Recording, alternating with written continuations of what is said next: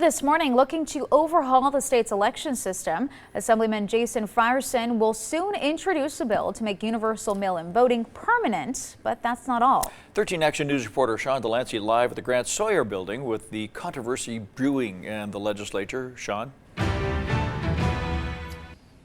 Yeah, Clean and Dave, Assembly Bill 321 is a hefty piece of legislation, overhauling the way that most Nevadans will end up voting and making it look a lot like the controversial system that was established before the 2020 election.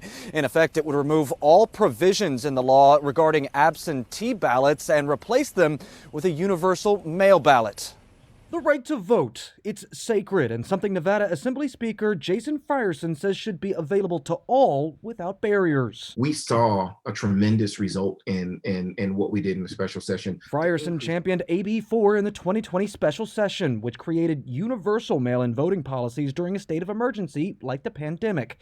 He wants to make that provision permanent with AB 321 this session. Additional polling locations, mail-in options. I think that all of that, encompasses things that we need to continue, not just during the pandemic. The bill would remove all current election rules about requesting absentee ballots and replace them, allowing the state to mail a ballot to all registered voters ahead of the election time instead.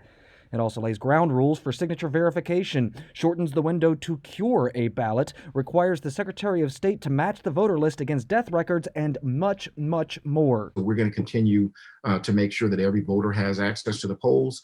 But we are also focused on security. Assembly Minority Leader Robin Titus is rallying Republicans against the election reform. Secretary of State herself said we had a very good process for folks to request an absentee ballot. That should have never been changed. She says universal mailing of ballots has severely degraded public trust in the U.S. system of elections, recently citing still unproven claims of voter irregularities or fraud from the 2020 election. I don't care whether you can prove fraud or not. The fact that that seed has been planted, the fact that people distrust the voting process and that integrity, we need to have folks gain trust in that. She's pushing a slate of voter reforms of her own, including requiring ID to vote, removing AB 4 from law, and requiring voting registrars in Clark and Washoe counties be elected to office instead of appointed. This omnibus election bill is slated to be heard for the first time in committee tomorrow morning, beginning what it could be a fierce political battle in Carson City. Sean Delancey, 13 Action News.